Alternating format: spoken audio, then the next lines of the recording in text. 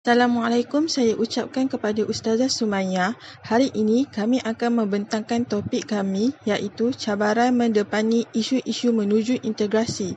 Berikut adalah ahli-ahli kumpulan kami.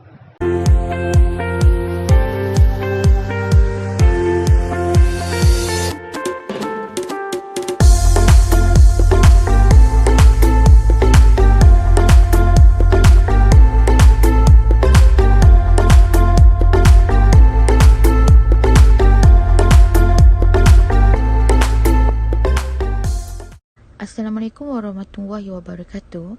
Nama saya Nona Syuidlin binti Muhammad Fuad. Saya ingin menerangkan tentang tajuk pengenalan. Malaysia ialah sebuah negara yang terdiri daripada pelbagai kaum yang penduduknya mengamalkan cara hidup mereka yang tersendiri. Perbezaan ini dapat kita lihat daripada politik, lokasi, ekonomi, sosial, budaya dan sebagainya. Integrasi ialah membawa maksud penyatuan kelompok masyarakat yang mempunyai latar belakang yang berbeza lalu menjadi satu entiti yang terikat oleh satu bentuk pemerintahan bersama.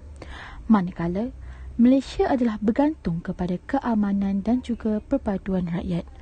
Perpaduan di Malaysia mestilah dipupuk sejak awal lagi supaya dapat membentuk rakyat dengan satu identiti dan juga memupuk semua rakyat mencintai tanah air.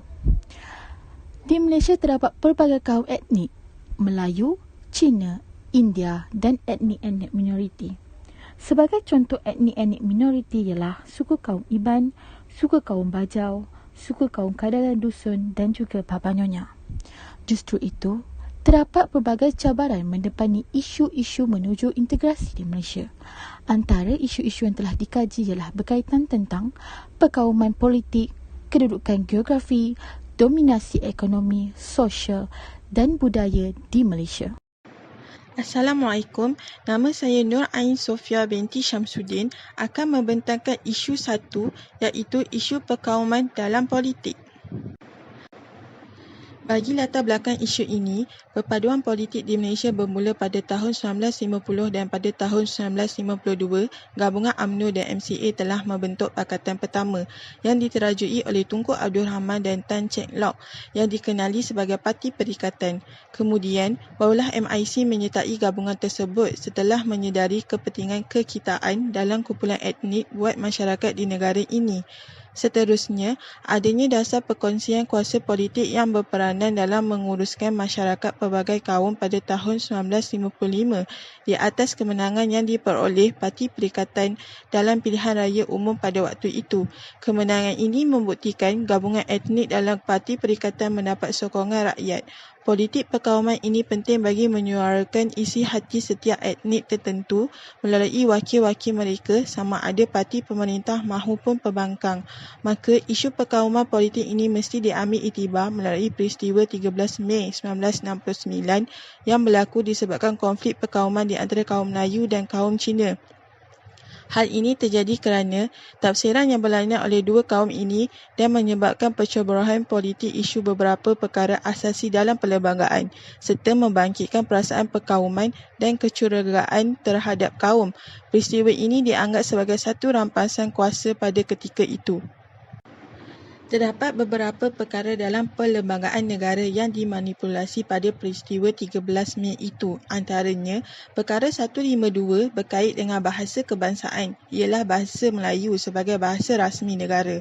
Perkara 153 melibatkan Yang di-Pertuan Agong untuk melindungi kedudukan istimewa orang Melayu, Sabah dan Sarawak sebagai pribumi. Perkara 10 iaitu apabila penggunaan kebebasan bercakap, berhimpun dan berpersatuan disalahgunakan pada waktu itu, walaupun benar tiap-tiap warga negara berhak untuk bersuara. Sekarang kita pergi kepada faktor-faktor berlakunya isu ini. Yang pertama, isu hak kerakyatan dan kedudukan orang Melayu, di mana kebebasan bersuara yang dibenarkan oleh perkara 10 Perlembagaan Persekutuan disalahgunakan oleh pihak tertentu untuk bebas menyatakan pendapatnya sehingga menggugat kestabilan politik dan keharmonian kaum pada peristiwa itu. Yang kedua, isu kewarganegaraan menjadi isu sensitif apabila pada 8 Jun 1969 Tun Ismail berkata bahawa beliau tidak akan teragak-agak untuk menunjukkan kerakyatan sesiapa yang cuba menimbulkan masalah perkauman, malah diikuti Tun Razak dalam memberi amaran yang sama selepas 2 hari. Yang ketiga, isu Akta Pengambilan Pekerja 1968, iaitu Akhbar Nasionalis Melayu mengutarakan isu yang khusus meminta jawapan kenapa pekerja bukan warga negara Malaysia belum lagi digantikan dengan pekerja tempatan. Hal ini menambah bara dalam isu perkauman kerana terdapat sejumlah pekerja kaum India yang bukan warga negara Malaysia ketika itu telah lama bekerja dengan syarikat kereta api Malaya. Yang keempat, isu kesetiaan rakyat Malaysia, iaitu rusahan perkauman ini bukan sahaja didorong oleh elemen buruk yang diwakili oleh pengganas komunis atau pensabotaj yang dibayar. Namun, rakyat sendiri tidak dapat membezakan siapa yang setia dan siapa yang tidak setia, termasuklah dalam kalangan orang Melayu dan Cina ketika itu. Perlu ditekankan pentingnya rakyat setia kepada negara bagi menjamin kestabilan politik dan kesejahteraan masyarakat. Seterusnya, terdapat beberapa implikasi daripada peristiwa 13 Mei ini. Yang pertama, adanya pemimpin politik masih menggunakan isu ini sebagai senjata mencapai kepentingan mereka, terutama semasa pilihan raya umum. Yang kedua, ramai mangsa terkorban daripada peristiwa ini serta trauma buat mangsa yang masih hidup. Tinjauan akhbar menyatakan sekitar lebih 200 orang terbunuh, 439 orang cedera dan lebih 9,000 orang ditahan pada ketika itu. Yang ketiga, tindakan MCA menarik diri membentuk kerajaan dalam pilihan raya 1969 telah menimbulkan kekecauan. Yang keempat, mendorong kerajaan mengisytiharkan darurat pada 16 Mei 1969 bagi menenangkan keadaan yang tidak terkawal. Yang kelima, kerajaan menubuhkan Majlis Gerakan Rakyat atau dikenali sebagai Mageran yang diketuai oleh Tun Abdul Razak setelah darurat diisytiharkan. Kini, Mageran dikenali sebagai Jabatan Perpaduan Negara dan Integrasi Nasional di Malaysia. Yang keenam, rukun negara diperkenalkan sebagai garis panduan kerana menjendari masyarakat Malaysia tidak mempunyai satu hala tuju yang jelas pada ketika itu. Akhirnya, antara langkah untuk mengatasi isu ini daripada berulang kembali ialah pertama, diminta pihak politik elak menggunakan isu sensitif untuk menarik perhatian ramai terhadap mereka dan menimbulkan sifat benci sesama kaum. Kedua, fakta sejarah tidak boleh disembunyikan, perlu dipelajari, difahami dan diteladani kerana setiap rakyat berhak mengetahuinya, namun bukan untuk diungkit-ungkit hingga menimbulkan perbalahan kaum. Ketiga, penggunaan bahasa kebangsaan mesti diperkukuhkan, di mana bahasa dianggap sebagai satu saluran yang digunakan buat semua rakyat Malaysia kerana bahasa ibunda kaum masing-masing akan menjarakkan jurang dan menimbulkan prasangka apabila ketidaksefahaman itu berlaku. Keempat, masyarakat perlu mentafsir program dan polisi nasional yang dilaksanakan oleh kerajaan secara rasional, objektif dan bertanggungjawab bagi mengelakkan polisi perkauman dipolitikkan. Sekian daripada saya. Terima kasih. Nama saya Nozuhairah Muhammad Murad. Saya akan bentangkan isu kedua, kedudukan geografi antara Sabah, Sarawak dan Semenanjung Malaysia.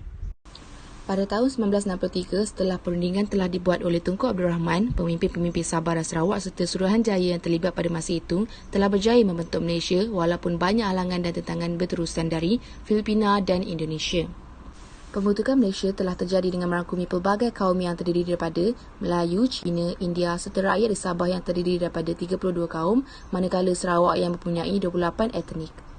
Bekas Perdana Menteri Tun Dr. Mahathir juga menyatakan bahawa pindaan Fasal Kurungan 2 Perkara 1 Perlembagaan Persekutuan adalah usaha kerajaan pada masa itu untuk merealisasikan tuntutan Sabah dan Sarawak bagi menyimak pelaksanaan Perjanjian Malaysia 1963.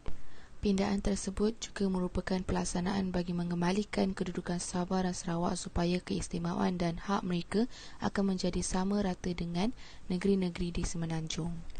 Namun, Parti Pembangkang Barisan Nasional yang diketuai oleh Datuk Seri Ismail Sabri Yaakob menolak rang undang-undang Perlembagaan Pindaan 2019 jika usul itu hanya menyentuh mengenai status Sabah dan Sarawak. Oleh kerana itu, pindaan tersebut tidak berjaya kerana tidak mendapat majoriti yang sepatutnya. Oleh yang demikian, cabaran Malaysia menuju negara yang berintegrasi telah membuktikan bahawa sehingga ke hari ini masih ada isu-isu yang berbangkit dalam kalangan rakyat Sabah dan Sarawak berkaitan status Bumiputera yang sering dipertikaikan disebabkan perbezaan kedudukan geografi Sabah dan Sarawak. Antara faktor-faktor isu ini telah ditimbulkan sejak sekian lama adalah atas sebab penggunaan istilah sensitif yang digunakan terhadap rakyat Sabah dan Sarawak seperti seluruh Malaysia termasuk Sabah dan Sarawak, lain-lain kecuali Sabah dan Sarawak dan sebagainya. Penggunaan istilah ini dapat dilihat di dalam borang-borang permohonan sama ada di atas talian maupun di dalam sistem aplikasi yang berada di ruangan kategori kaum. Ia telah mencetuskan perasaan yang tidak digemari terhadap rakyat Sabah dan Sarawak serta mereka merasakan diri mereka terpinggir kerana di dalam ruangan kaum hanya terdapat pilihan kaum Melayu, Cina, India dan mereka sendiri perlu memilih lain-lain sedangkan Sabah dan Sarawak juga rakyat Malaysia seperti tiga kaum tersebut. Tidak hairan lagilah mengapa mereka sering mempertikaikan status tersebut kerana mereka bukan warga asing tetapi mereka warga tempatan yang lahir di Malaysia. Faktor lain pula adalah sebuah rancangan televisyen yang mengadakan siaran langsung sempena dengan sambutan ulang tahun kemerdekaan pada tahun 2019 melakukan kesilapan apabila tersalah meletakkan kedudukan Sabah dan Sarawak di dalam peta Malaysia. Disebabkan kesilapan, rancangan berbahasa Cina yang disiarkan di ATV itu telah tular dalam media sosial kerana menterbalikkan kedudukan Kuching Sarawak dan Kota Kinabalu Sabah. Seterusnya telah menimbulkan tanda tanya daripada ramai orang, terutama rakyat di Sabah dan Sarawak. Mereka menyatakan bahawa adakah terlalu susah untuk membezakan dua negeri tersebut? Sedangkan negeri-negeri yang lain disusun dengan betul di dalam peta Malaysia yang dipaparkan, namun kesalahan hanya berlaku pada dua negeri itu sahaja berbanding 12 negeri yang lain. Disebabkan isu-isu seperti yang demikian telah timbul, ia memberi impak sejurusnya menjadikan ia cabaran yang besar terhadap Malaysia untuk menuju negara yang berintegrasi. Rakyat Sabah dan Sarawak telah menganggap diri mereka seperti pendatang asing yang datang dari Indonesia, Filipina dan Myanmar. Oleh kerana isu-isu tersebut berbangkit, tindakan bekas Perdana Menteri iaitu Datuk Seri Najib Abdul Razak telah mewujudkan gagasan Satu Malaysia bagi membendung dan mengurangkan pertelingkahan sesama kaum di Malaysia. Konsep keadilan yang ini menampakkan kesanggupan kerajaan yang dipimpin pada masa itu untuk mencapai keadilan secara sama rata antara kaum, namun kebebasan yang diberikan masih tertakluk kepada prinsip-prinsip rukun negara dan perlembagaan Malaysia. Malahan, dengan adanya gagasan Satu Malaysia dapat menangani masalah perpaduan di dalam kalangan rakyat dan tidak ada mana-mana individu akan merasa mereka dipinggirkan. Tindakan membuat gagasan Satu Malaysia ketika pemerintahan beliau telah membayangkan kesediaannya untuk mendengar suara rakyat dan lebih penting melaksanakannya selaras dengan gagasan Satu Malaysia. Dengan itu, kaum terbabit berasa mereka benar-benar diterima sebagai rakyat Malaysia. Namun hari ini tiada lagi laungan Satu Malaysia didengari kerana perubahan kerajaan baru yang tidak menggunakan lagi slogan tersebut. Antara langkah mengatasi isu ini adalah kerajaan pada hari ini perlu memberi pengiktirafan sewajarnya terhadap penduduk Sabah dan Sarawak dengan tidak menganggap mereka sebagai lain-lain dalam hal yang berkaitan dengan kategori kaum, terutama membabitkan borang rasmi. Selain itu, istilah lain-lain terhadap rakyat Sabah dan Sarawak perlulah dihapuskan dan perincian terhadap etnik di Sabah dan Sarawak perlu dinyatakan dengan jelas bagi memudahkan pengenalan diri setiap rakyat Malaysia kerana setiap etnik bangga dengan jati diri masing-masing. Tidak adil bagi rakyat Bumiputera di negeri terbabit dikategorikan sebagai lain-lain dalam borang kerana mereka juga rakyat Malaysia.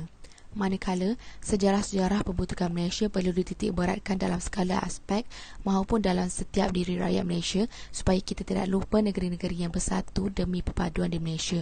Akhir sekali, bagi negara ini untuk mengatasi cabaran menuju integrasi adalah peranan yang dimainkan sangat penting bukan sahaja datang dari kerajaan semata-mata tetapi jika rakyat sendiri tidak mahu ambil peduli, sudah tentu tidak mudah bagi kita mencapai negara yang berintegrasi. Assalamualaikum warahmatullahi wabarakatuh. Saya Muhammad Syamil bin Safi'i, nombor matrik 2018216864 dari kumpulan 9, ingin membentangkan berkaitan tentang cabaran mendepani isu-isu berkaitan integrasi kaum di Malaysia, fokus kepada sektor ekonomi.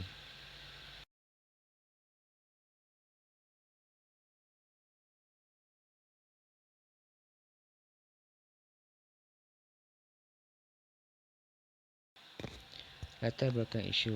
Fokus isu ini adalah kepada sebuah dasar yang dibawa oleh British ke tanah Melayu.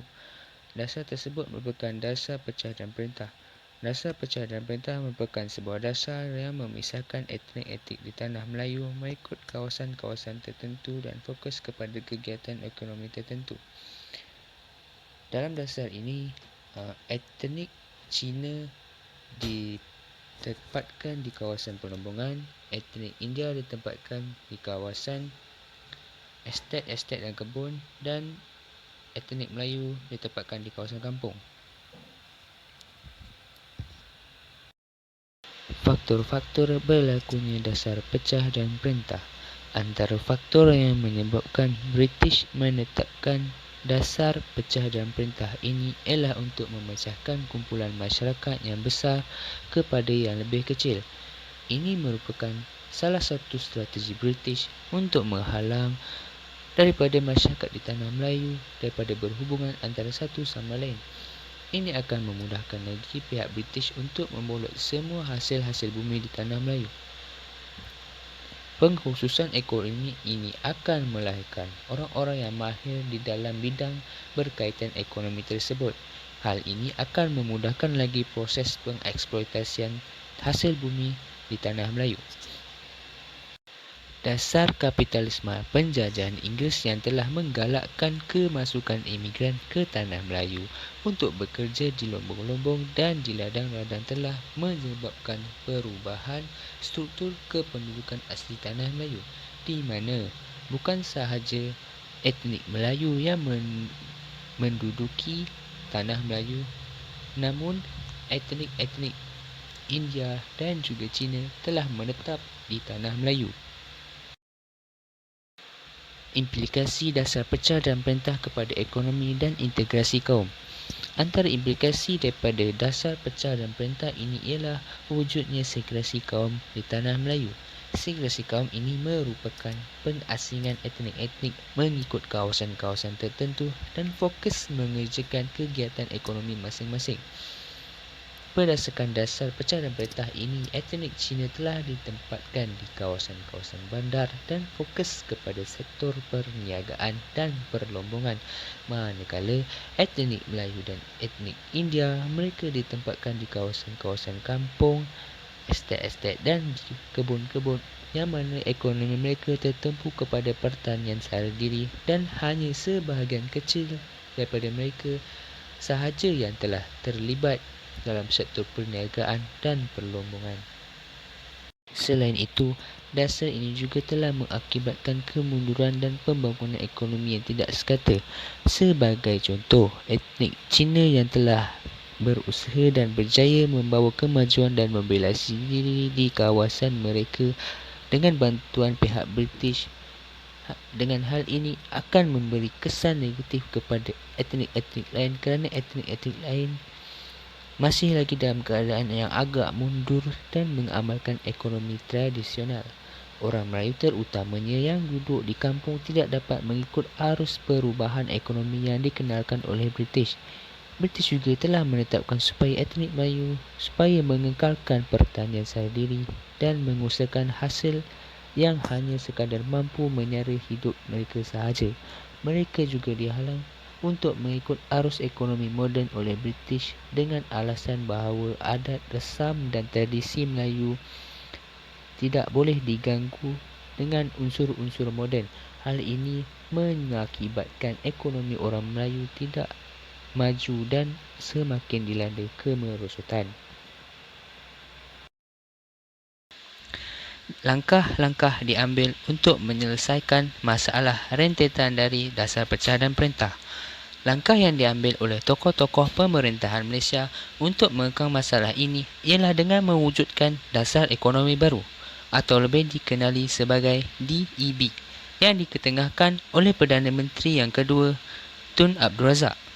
Fokus yang diketengahkan dalam dasar ekonomi ini adalah untuk menutup jurang antara kaum dan membasmi kemiskinan. Untuk mencapai keseimbangan ekonomi ini, ekonomi Malaysia akan dibesarkan dengan memperluaskan lagi peluang pekerjaan kepada semua rakyat tanpa mengira kaum dalam masa yang sama dapat membasmi kemiskinan. Dalam dasar ini, juga jurang antara kaum dapat ditutup dengan menyusun semula masyarakat untuk mengurangkan dan menghapuskan pengenalan kaum. Assalamualaikum. Saya Razana akan membentangkan isu 4 iaitu sosial dalam pengasingan pendidikan. Latar belakang isu. Pendidikan dianggap sebagai satu sumber penting untuk memupuk kesepaduan sosial dalam kalangan rakyat Malaysia. Terdapat beberapa isu yang sentiasa didebatkan dalam sistem pendidikan Malaysia, seperti sama ada pendidikan seharusnya satu aliran atau pelbagai, sama ada sekolah jenis kebahasaan Cina dan India harus dimasukkan atau diteruskan, sama ada bahasa pengantar sistem pendidikan harus dikekalkan bahasa Melayu atau ditukarkan kembali ke dalam bahasa Inggeris, dan sama ada sistem pendidikan sekarang berjaya diintegrasikan dalam kalangan masyarakat Malaysia. Pada masa kini, proses pendidikan dan sosialisasi berlaku dalam keadaan yang berbeza mengikut beberapa faktor dan ianya menyebabkan beberapa implikasi dari segi sosial. Terdapat beberapa faktor berlakunya pengasingan pendidikan. Pertamanya, apabila British memperkenalkan dasar pecah perintah di mana semua kaum Melayu, Cina dan India dipisahkan dari segala segi seperti tempat tinggal, pekerjaan dan pendidikan. Kemudian, wujudnya sistem pendidikan vernakular di mana setiap pendidikan menggunakan bahasa ibunda masing-masing sebagai bahasa perantara di sekolah dan lokasinya berbeza mengikut sektor ekonomi yang diceburi oleh kaum masing-masing. Ia juga berlaku kerana wujudnya sekolah kebahasaan yang terdiri pada Melayu kebanyakannya, sekolah jenis kebahasaan Cina ataupun India dan juga institut pengajian tinggi yang mengikut kaum seperti Universiti Teknologi Mara untuk golongan Melayu dan Bumiputera dan Universiti Tunku Abdul Rahman di mana pelajarnya kebanyakannya Cina. Terdapat beberapa implikasi berpunca pada pengasingan pendidikan ini. Salah satunya ialah ia menyebabkan orang Melayu dan India ketinggalan dari segi ekonomi dan pendidikan berbanding orang Cina. Seterusnya, pelajar lebih suka bergaul dengan kaum sendiri dalam segala hal. Sedikit sebanyak, mereka akan mempunyai mentaliti bahawa mereka harus mengasingkan diri daripada bergaul dengan kaum lain. Masyarakat Malaysia juga lebih menyukai untuk menggunakan bahasa ibunda masing-masing dalam pergaulan, membuatkan sukar untuk mereka bergaul dengan kaum lain disebabkan penggunaan bahasa yang berlainan. Faktor-faktor yang telah disebut telah menimbulkan perasaan prejudis dan prasangka dalam kalangan kaum. Terdapat beberapa langkah dalam mengatasi faktor berlakunya pengasingan pendidikan dan implikasinya. Pertama, kerajaan boleh melaksanakan program dengan menggabungkan sekolah kebahasaan dan jenis kebahasaan. Sebagai contoh, dengan mengadakan perlawanan sukan antara sekolah, di mana ianya akan menggalakkan sekolah-sekolah yang berlainan ini untuk bergaul sesama mereka. Selain itu, sekolah wawasan yang ditubuhkan oleh Dr. Mahathir Mohamad, di mana ianya menempatkan ketiga-tiga buah sekolah jenis kebahasaan di dalam satu kawasan sama, membolehkan para pelajar berinteraksi sesama mereka walaupun terdapat perbezaan kaum. Akhir sekali, kita juga boleh mengatasi pengasingan pendidikan ini dengan menubuhkan sekolah satu aliran di mana murid kaum lain masih berhak mempelajari bahasa ibunda masing-masing. Di samping itu, ianya membolehkan mereka memupuk dan mencapai matlamat perpaduan dan integrasi nasional. Kita boleh menjadikan negara lain sebagai contoh seperti Thailand di mana penduduk di situ sudah selesa berbahasa Siam. Begitu juga di Indonesia, di mana masyarakat Tionghoa Indonesia yang selesa berbahasa Indonesia. Itu saja daripada saya mengenai isu 4. Assalamualaikum warahmatullahi wabarakatuh. Nama saya Jamaluddin bin Sulaiman. Saya akan membentangkan isu yang kelima iaitu budaya di Malaysia menuju integrasi. Hari ini saya akan bercakap tentang latar belakang isu budaya di Malaysia dalam menuju integrasi. Tahap kefahaman rakyat Malaysia masih lagi berada pada tahap yang sederhana apabila timbulnya isu perkauman yang berlaku di Plaza Loyat, Malaysia pada 14 Julai 2015 yang membabitkan pergaduhan besar antara kaum Melayu dan juga kaum Cina. Pada mulanya, kejadian tersebut berlaku kerana penjual di sana mensyaki bahawa suspek iaitu dari kaum Melayu telah mencuri telefon bimbit di kedai mereka. Berang dengan tuduhan yang dilakukan itu, suspek telah mengajak rakan-rakannya untuk memukul pekerja yang berada di sana dan merosakkan barang yang berada di kedai itu dan kerugian dianggar sekitar RM70,000. Seorang profesor daripada Universiti IPTA iaitu Profesor Siong telah berkata, Malaysia merupakan satu-satunya negara di Asia Tenggara yang dibentuk berasaskan integrasi dan bukannya asimilasi, sekaligus menyebabkan perpaduan dalam karangan rakyatnya yang berbilang bangsa masih tidak kukuh. Seperti tiada masalah dari segi memahami budaya yang lain, tetapi hakikatnya rakyat kita masih kurang mengupdatasi dan memahami budaya yang lain. Malaysia telah terkenal dengan pelbagai kaum sebelum zaman kemerdekaan, tetapi ketidakfahaman antara satu kaum dengan kaum yang lain berlaku pada 13 Mei 1969 di mana propaganda yang dibuat oleh sesuatu pihak kepada pihak yang lain telah menimbulkan satu isu yang tidak puas hati dalam diri mereka. Hal ini jelas menunjukkan bahawa sesuatu pergaduhan berlaku bermula daripada rasa tidak puas hati terhadap parti yang lain. Seterusnya ialah faktor-faktor yang berlaku. Antara faktor berlakunya isu ini kerana tindakan sesetengah pihak atau lebih dikenali sebagai netizen yang berkongsikan berita palsu ini dengan menghangatkan isu perkauman. Hal ini disebut oleh Perdana Menteri kita yang ke-6, Datuk Seri Najib bin Abdul Razak. Kata beliau, adalah sangat tidak wajar dan tidak bertanggungjawab kerana ianya telah menimbulkan perasaan prejudis dan juga stereotip pada bangsa yang lain. Selain itu, kita dapat lihat pada peristiwa 13 Mei 1969 di mana kadar kematian meningkat sehingga 600. Malah, para tinjauan yang lain juga berpendapat bahawa jumlahnya mungkin lebih daripada itu. Hal ini disebabkan kurangnya pemahaman bahasa dan adat resam sesuatu kaum. Faktor yang lain seperti agama dan bahasa juga tidak boleh dibincangkan di Malaysia kerana isunya terlampau sensitif dan akan mencetuskan pergaduhan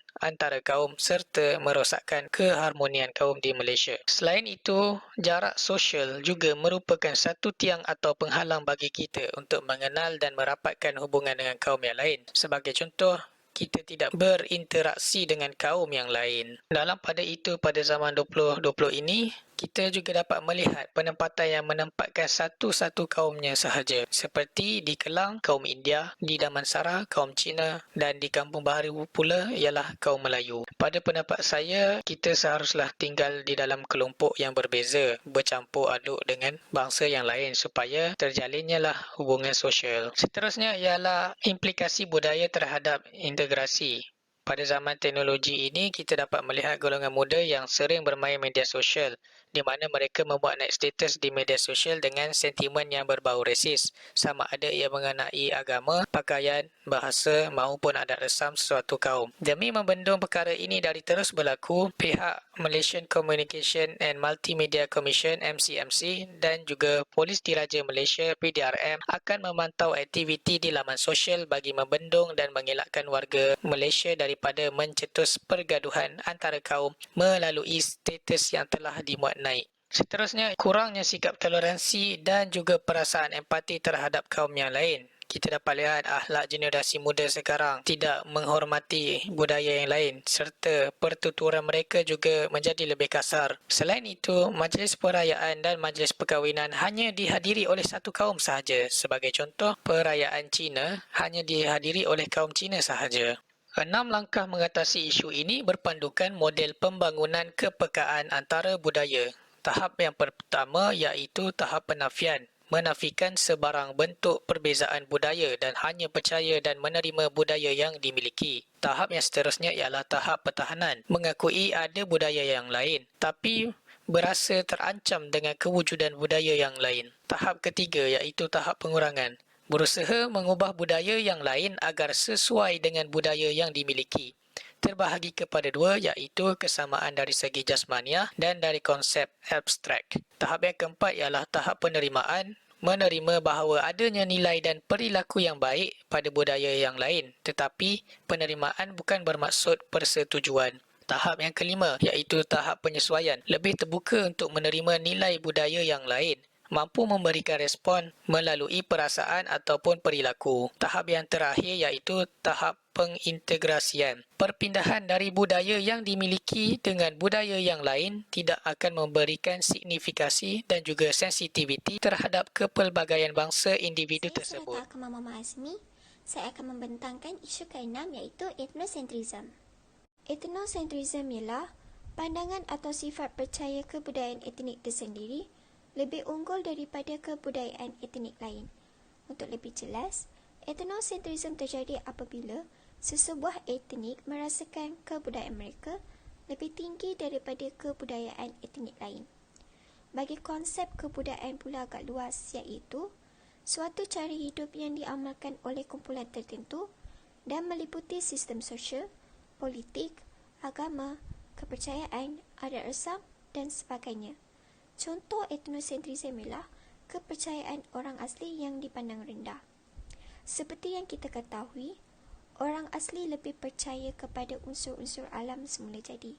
Maka, terdapat segelintir etnik tertentu merasakan kepercayaan mereka lebih tinggi kerana pada tahun 2020 mereka tidak lagi mempercaya terhadap unsur-unsur alam. Seterusnya, faktor-faktor berlakunya isu. Apakah punca-punca etnosentrism? Punca yang pertama ialah kurangnya pergaulan kaum. Malaysia merupakan negara yang unik kerana rakyat terdiri daripada berbilang kaum. Namun, kesan pergaulan yang tidak erat akan menyebabkan lahirnya etnosentrism dalam diri mereka. Hal ini kerana kita tidak mengetahui dan tidak mempelajari keistimewaan budaya etnik lain. Kita merasakan budaya kita lebih bagus, walhal hakikatnya setiap etnik mempunyai keunikan mereka yang tersendiri. Punca lain ialah stereotip. Stereotip juga kerap berlaku di Malaysia. Stereotip ialah pandangan negatif terhadap orang lain ataupun terhadap sesebuah etnik. Bayangkan jika kita membuat tanggapan negatif terhadap orang lain, kita akan merasakan kebudayaan kita lebih unggul daripada budaya mereka. Contoh stereotip di Malaysia ialah cara hidup kaum Melayu. Ramai membuat tanggapan negatif bahawa cara hidup kaum Melayu agak malas dan merasakan cara hidup mereka lebih baik daripada cara hidup kaum Melayu. Slide seterusnya, implikasi. Apakah kesan-kesan etnosentrism? Kesan kita dapat lihat ialah ia akan melahirkan solidariti kumpulan. Etnosentrism akan menyebabkan sesebuah etnik bergaul dengan etnik mereka sahaja. Mereka tidak akan bergaul dengan etnik lain kerana mereka merasakan budaya etnik lain tidak setara dengan budaya mereka dan ini akan menyebabkan pergaulan yang terhad. Kesan seterusnya ialah tidak menghormati kebudayaan etnik lain. Etnosentrism jelas menunjukkan kita akan menjadi saling tidak hormat menghormati kebudayaan etnik lain kerana kita percaya bahawa etnik kita lebih unggul daripada etnik lain. Akhir sekali, langkah mengatasi. Kita boleh mengatasi etnosentrism dengan mempelajari ilmu silam budaya. Ilmu silam budaya ialah kefahaman mendalam mengenai perilaku, komunikasi berdasarkan budaya tertentu dengan menunjukkan perbezaan dan persamaannya. Kita hendaklah mempelajari ilmu silam budaya agar kita menjadi lebih terbuka dari segi penerimaan dan pergaulan dengan etnik lain. Setiap masyarakat tidak seharusnya mengamalkan etnosentrism dalam diri mereka agar kita dapat melahirkan negara dan masyarakat yang berasaskan integrasi. Akhir sekali, saya akan menerangkan tentang kesimpulan. Ini adalah usaha untuk kita bersama meneruskan matlamat integrasi setiap kaum dan secara nasional dapat memupuk ke arah hubungan etnik yang lebih harmoni dan juga bersatu padu di antara setiap etnik. Proses mencapai integrasi ini memerlukan penelitian yang lebih lama dan teliti daripada pelbagai pihak. Justru itu, kerajaan telah menubuhkan Jabatan Perpaduan Negara dan Integrasi Nasional. Jabatan ini telah ditubuhkan pada tahun 2004. Tujuannya untuk mendidik rakyat supaya mencintakan perpaduan dan juga memupuk semangat harmoni. Dengan adanya usaha kerajaan ini, sedikit sebanyak dapat membantu rakyat untuk lebih mencintai tanah air. Akhir sekali, setiap rakyat perlu menanamkan sikap bersatu padu dan bertolak ansur untuk mendapati cabaran integrasi di masa akan datang.